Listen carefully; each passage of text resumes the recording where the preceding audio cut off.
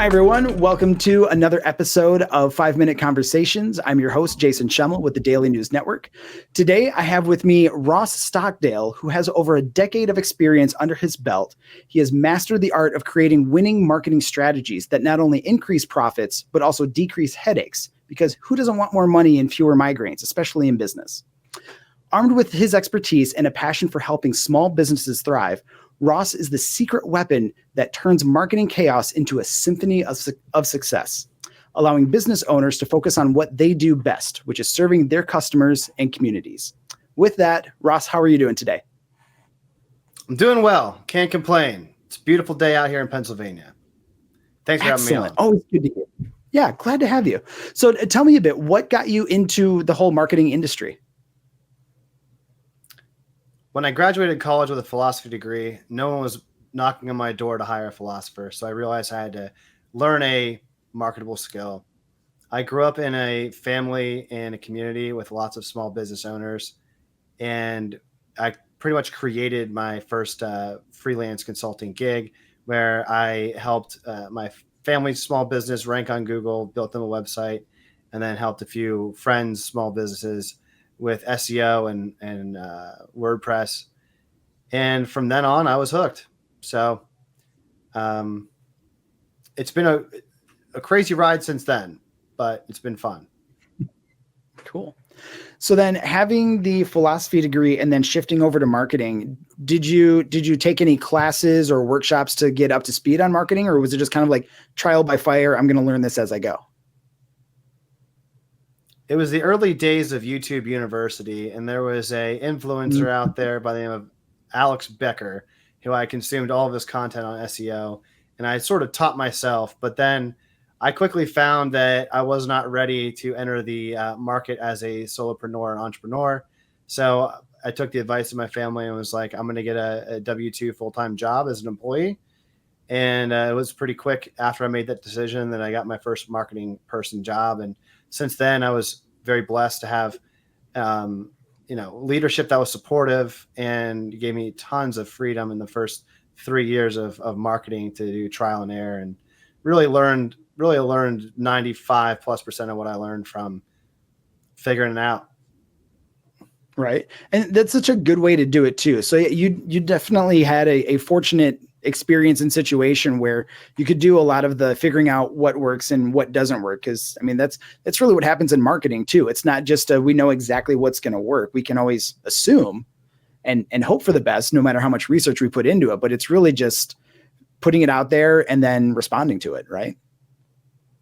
Yeah. My first ever ad campaign was $250 ad budget on Amazon and generated $37,000 of sales in a product family that didn't sell more than 10,000 in the last 10 years. It was basically a discontinued, obsolete product.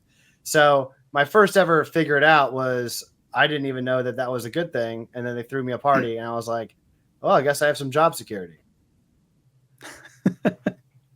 I mean, hey, that's one way to do it. And now you're running Thunderstock Marketing, and now you're helping other businesses understand their marketing, correct?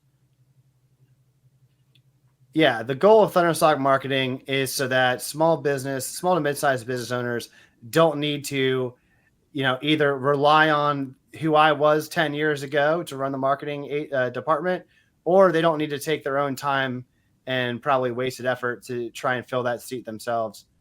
So I step in there and I assist with leadership and strategy to focus on solving big problems and help them hit big goals. Very nice. So what are things when you say focus on hitting big goals and everything, what do some of those goals typically look like for businesses? A good example, I have a client right now who wants to double their top line revenue by the year of 2030. So in order to help them to do that, we have to figure out, what's been working, what got you to the dance so far, what's not working so well, what are you doing, what should you discontinue doing. And I've been working with this client since the beginning of the year. We have, decreased their cost for acquisition by 4x, and they weren't even tracking that before. So that was news to them. But some other clients' big goals, I've worked with about 15 clients so far since I started Thunderstock Marketing over 2 years ago. but my goal is to have 100 small business owners achieve their definition of financial freedom. And so far, I can guarantee that I have done that for 2 of my clients, and we're working on it for the next 98. But for some clients, it looks like, building their business up so it's ready to sell. For some clients, it looks like building their business so that they can stop doing their full-time job and go all in on their passion project. And for some clients, that business is just marketplace domination, or, increasing, profit while, increasing market share as well. So it really depends on the client, but I work with, from startups to my largest ever client, not as a fractional CMO, but as a marketing director, with 600 million a year. Oh, wow. Cool. So since we're at time here, we're just going to wrap this all up. But if you have aspirations, if you want to build up your business, sounds like Ross is the guy to talk to at Thunderstock Marketing. Ross, how can they find you online if they want to connect with you? So you can visit my website at thunderstockmarketing.com. You can find me on LinkedIn. My handle is jrossstockdale. And if you want to listen to my podcast, you can go to The Thunderstock Show. It's all over YouTube and Spotify.